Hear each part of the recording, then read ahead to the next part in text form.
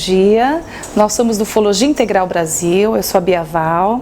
Estamos aqui com a Rosimeire Castro, da Academia Latino-Americana de Ufologia Científica. Tudo bem, Rose? Tudo bem, Joia? Obrigada pelo convite. Nós que agradecemos. Nós fizemos algumas perguntas dos membros do grupo, né? E gostaríamos que você nos respondesse. Com prazer.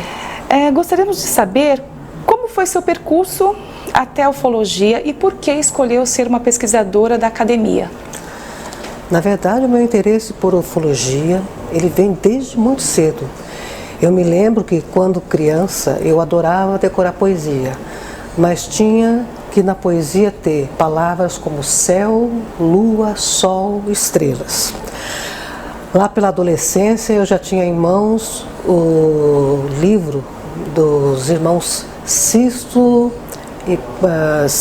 e Carlos Wells, peruanos, né? São considerados contratados autênticos, e eu fiquei apaixonada por aquilo. E assim foi no decorrer de toda a minha vida. Sempre que eu me deparava com o tema, me interessava. Até que um dia, em São Paulo, eu vi pela internet um evento da Academia Latino-Americana de Ufologia Científica. O científico, eu falei, nossa, eu quero assistir. Fui, achei fantástico, adorei. E eles perguntaram se alguém na plateia tinha interesse em ser pesquisador, e eu não tive dúvida. A partir daí me integrei ao grupo. Perfeito. Quanto tempo você está já na academia? 5 anos. Perfeito. Eu gostaria que você falasse um pouco de uma pesquisa que você considera importante, que foi desafiadora, realizada por você na academia. Olha, uma das pesquisas mais interessantes foi sobre o 11 de setembro, porque na verdade envolve uma série de elementos. O 11 de setembro o 11 de setembro de 2001, um ataque a Torres Gêmeas em Nova York, no World Trade Center. Envolve uma série de teorias, a conspiração, mas aí você tem que... foi um estudo desafiador, porque você tem que saber separar o joio do trigo, o que realmente é mentira daquilo que realmente é comprovado. Nesse evento também aconteceram aparições de OVNIs, existem pesquisadores que trabalham em cima disso. Mais do que isso, essa pesquisa foi desafiadora porque também vários contatados considerados autênticos anteviram esse fato. E aí essa análise, o que representou na verdade esse ataque a Torres Gêmeas? Foi um marco do início do século XXI? Por que os extraterrestres se preocuparam tanto em avisar as pessoas e rondaram esse momento, esse ataque talvez o mais terrível que os Estados Unidos tenham sofrido em toda a sua história depois da Segunda Grande Guerra, né? Então esse estudo foi bem desafiador. Correto. Eu gostaria que você falasse um pouco sobre a sua pesquisa com o contatado Ricardo Gonzalez, os critérios de autenticidade, se você poderia destacar algum ponto que te chamou mais atenção nessa pesquisa. O caso Ricardo Gonzalez, ele é fantástico, porque ele é contemporâneo nosso, ele é um pouco mais novo do que eu, ele tem 45 anos atualmente, e ele é de Lima, no Peru, atualmente mora na Argentina.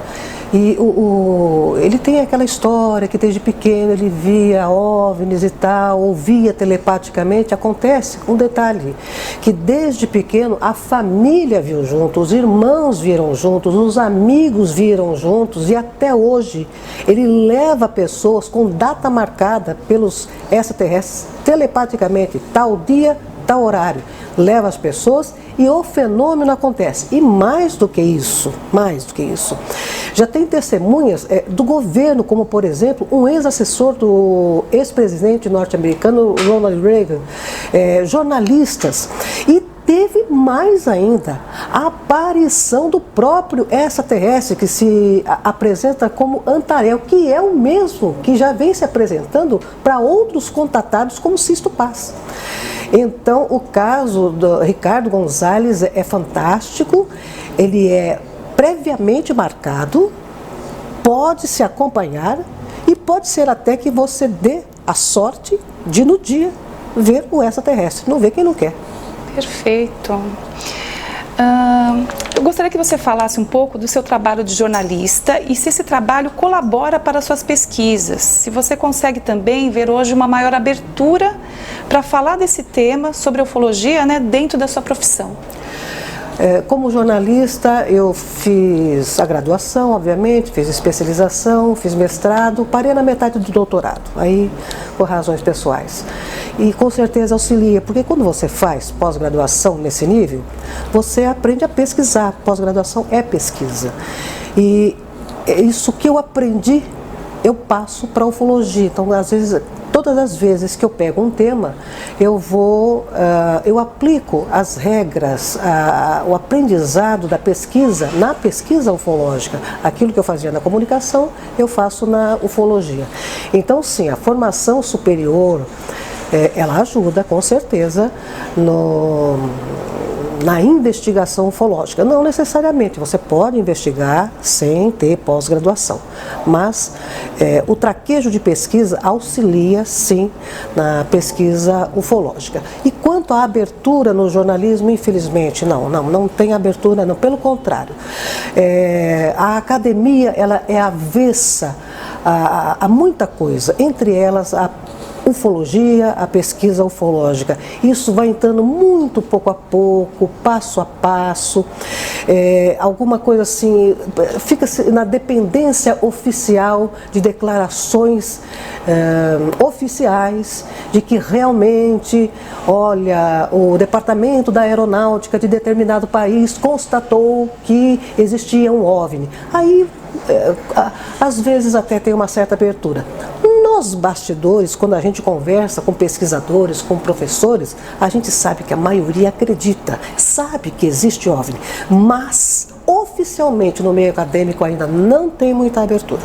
Perfeito. Aproveitando essa questão da importância dessa linha de pesquisa, eu gostaria que você falasse um pouquinho da metodologia da Academia Latino-Americana de Ufologia Científica, a importância de se comprovar, de ter critérios até para que consiga entrar nesse meio acadêmico. Como você vê esse estudo com o Dr. Júlio Navarro? Nesses tempos de internet, em que as comunicações estão revolucionaram, né? Foram revolucionadas. Tem muita coisa, tem muita informação, é um boom de informação. Maravilha, porque a gente tomou contato com uma série de coisas que nem sabia. E um horror, porque no meio delas existe muita mentira. O problema é que a pessoa tem que ter uma formação e tem que ter uma informação para separar o joio do trigo. E aí a academia, ela ajuda no sentido de você começar a te dar critérios para você conseguir avaliar, olha, isso aqui provavelmente, ninguém está dizendo que aquilo é mentira ou que aquilo é a última verdade, não. Provavelmente isso tende a ser verdade, tem mais chance de ser verdadeiro. E provavelmente isso tem uma baixa probabilidade de ser verdadeiro. E aí a gente vê uma série de aspectos que vai desde a prova física, as contradições do discurso, a coerência da fala, o perfil do contatado e uma série de outros itens. Claro que isso ajuda a você esquentar, chegar mais perto de quem está possivelmente falando a verdade. Perfeito. Rose, eu gostaria que você nos contasse um pouco sobre o contatado Benjamin Solari Parravicini, o Nostradamus argentino. Parravicini é uma figura fantástica que deveria ser estudada, aliás, ele é estudado por muita gente. Não tanto no Brasil, acredito eu, que por questão da língua, do idioma, né? Ele era argentino, mas nos países latino-americanos ele é bastante discutido. Parravicini é uma criança, só um resuminho da história dele. Desde criança ele teve algumas características diferenciadas de uma hipersensibilidade, de premonição, de pressentimentos, de visões, e conversava com seres ocultos, vamos dizer assim. E desde muito cedo ele ouvia conselhos. Olha, por exemplo, em 1910 todo mundo teve muito medo do cometa de Halley, tinha 1000 teorias, e o anjo, entre aspas, que o seguia, diz, olha, fica tranquilo, não vai acontecer nada. E assim foi a vida de Parravicini. Ele, durante sua vida, ele ouvia ouvia, ele recebia telepaticamente, ele não sabe nem descrever o fenômeno, ele simplesmente não era incorporar.